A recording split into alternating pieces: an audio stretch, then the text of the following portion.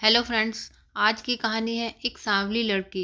इस दुनिया में लड़की होना ही जीवन को काफ़ी कठिन बना देता है। और जब आप दिखने में अच्छे ना हों, पढ़ाई लिखाई में भी अच्छे ना हों, तब सोचिए कठिनाई का लेवल क्या होता होगा।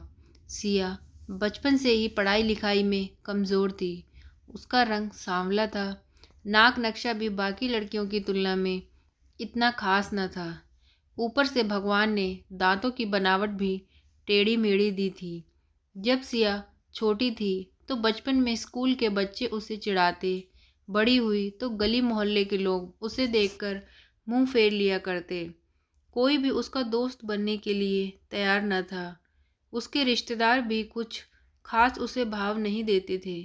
बस एक उसकी माँ ही थी जिसे उसकी सूरत या लुक्स से कोई फर्क नहीं पड़ता था। माँ सिया से और सिया माँ से बेहद प्यार करते थे। दुनिया भर की आलोचनाओं को सहने की शक्ति थी माँ सिया के लिए।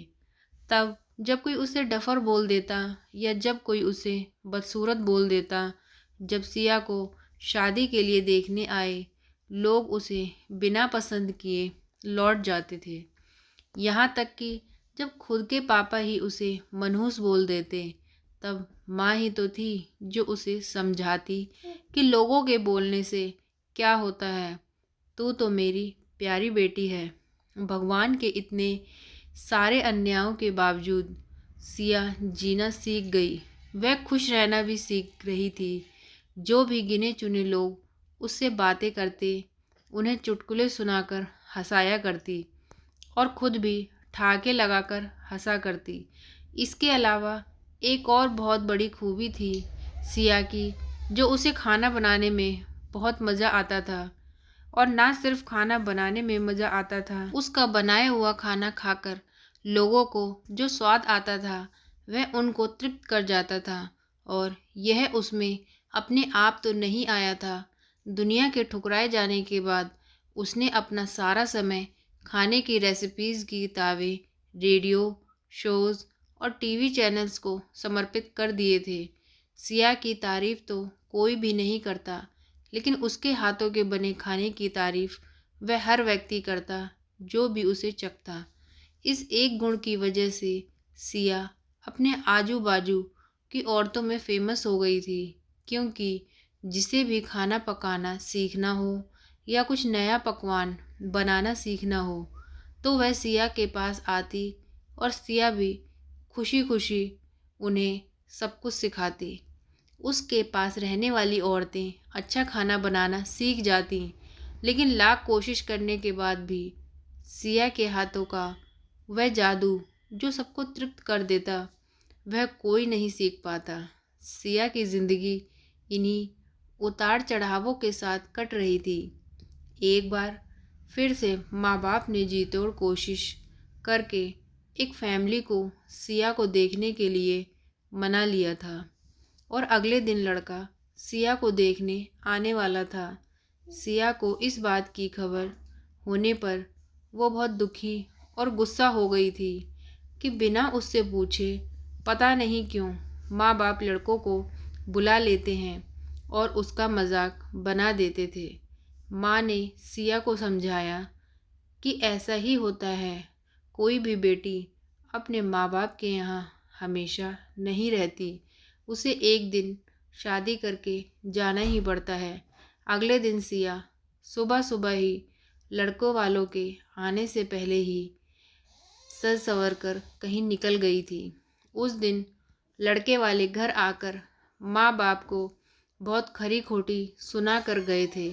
वैसे भी पापा को सिया पर हमेशा ही गुस्सा रहता था, लेकिन उसकी इस हरकत ने उनको गुस्से से पागल कर दिया। उस दिन पापा ने सिया का सारा गुस्सा माँ पर उतार दिया था, ये कहकर कि एक मनहूस बेटी को जन्म देकर भी तुम्हारा मन नहीं भरा था, इसलिए उसको लाड़ प्यार देकर सिर पर बिठा लिया है।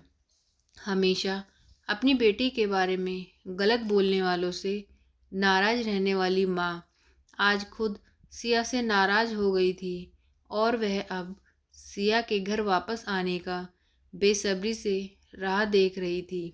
ताकि अपना गुस्सा उस पर उतार सके। सूरज ढलने से पहले सिया घर लौट आई थी। उसके चेहरे पर एक अजीब सी खुशी थी। हाथों में एक चेक था और एक सर्टिफिकेट भी था। सिया माँ से कुछ कहना चाहती थी, लेकिन इससे पहले कि सिया अपने मुंह से एक भी शब्द कह पाती, माँ ने उसे खरी खोटी सुनाना शुरू कर दिया। गुस्से में माँ बोलते बोलते इतना कुछ बोल गई कि वो सिया ने कभी सपने में भी नहीं सोचा था। माँ ने कहा, बाकी सभी लोग सही थे, तुम सच में मनहूस हो। तुम्हारी वजह से हर कोई परेशान है। अच्छा होता जो तुम पैदा होते ही मर जाती, ये दिन ना देखना पड़ता हमें। गुस्से में बड़बड़ाती और सब्जियां काट रही माँ ने एक बार भी सिया की तरफ नहीं देखा था। सिया माँ की बातें किसी पत्थर की मूरत की तरह सुन रही थी। पत्थर की ऐसी मूरत जिसके शरीर में तो जान ना हो, लेकिन आंखों से आंसुओं की धारा बह रही हो। सिया ने माँ से पूछा, माँ, क्या तुम सच में तुम भी चाहती हो कि मैं मर जाऊं? क्या मैं इतनी बुरी हूँ माँ? अभी भी गुस्सा सर पर सवार होने की वजह से माँ ने कह दिया, हाँ। बिना एक पल भी सोचे सिया सीधा अपने कमरे में जाकर अपना कमरा अंदर से बंद कर लेती है।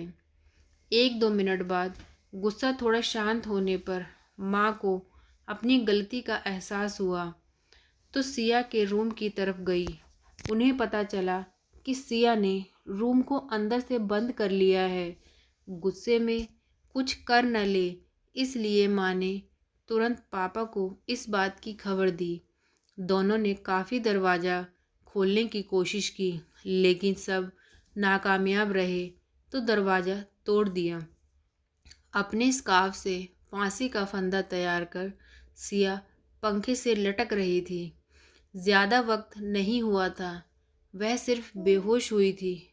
माँ पापा ने तुरंत उसे पंखे से अलग किया और बेड पर लिटाया। पापा ने तुरंत डॉक्टर को फ़ोन किया। तब माँ का ध्यान बेहोश पड़ी सिया के हाथ में पकड़ी एक चिट्ठी और पास ही में पड़े 5 लाख के चेक और 5 स्टार होटल में शेफ़ की नौकरी के लिए कन्फर्मेशन लेटर पर पड़ी, जो सिया अपने साथ लेकर आई थी। माँ और पापा ने वह चिट्ठी खोलकर पढ़ी जो उसने अभी अभी लिखी थी।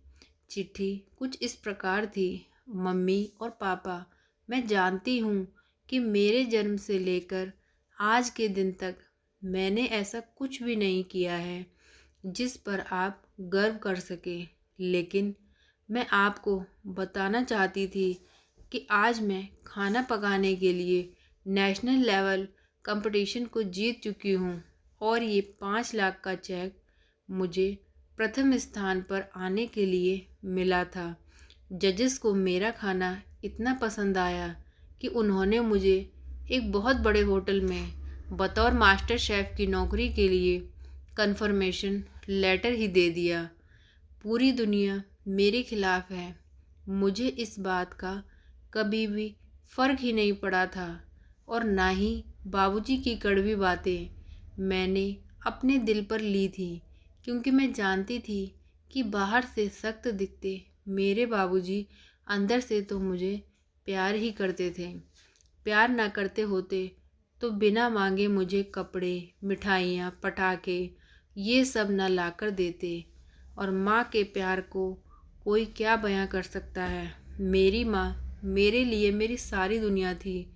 जब माँ मेरे साथ होती तो मुझे किसी की बात की परवाह नहीं होती थी। मेरी माँ मेरी थी, इसलिए मुझे किसी और की ज़रूरत नहीं थी। मेरी माँ मेरे साथ नहीं है तो मेरी दुनिया मेरे साथ नहीं है, इसलिए मैं आज दुनिया को ही अलविदा कहकर जा रही हूँ। मैं जानती हूँ आपने कभी ना कभी भगवान से ये दुआ ज़रूर मांगी होगी कि अगले जन्म में मेरे जैसी औलाद ना मिले, लेकिन मैं हमेशा यही प्रार्थना करती थी कि अगले जन्म में तो क्या, मेरे हर जन्म में मुझे आप जैसे ही माता पिता मिलें और आज भी यही प्रार्थना करके उसी भगवान के पास जा रही हूँ।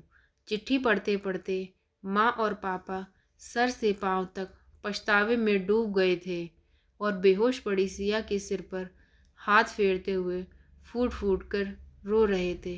तो दोस्तों, आज की ये कहानी आपको कैसी लगी प्लीज़ कमेंट में ज़रूर बताएं, और अगर अच्छी लगी हो तो वीडियो को लाइक करें, चैनल को सब्सक्राइब करें।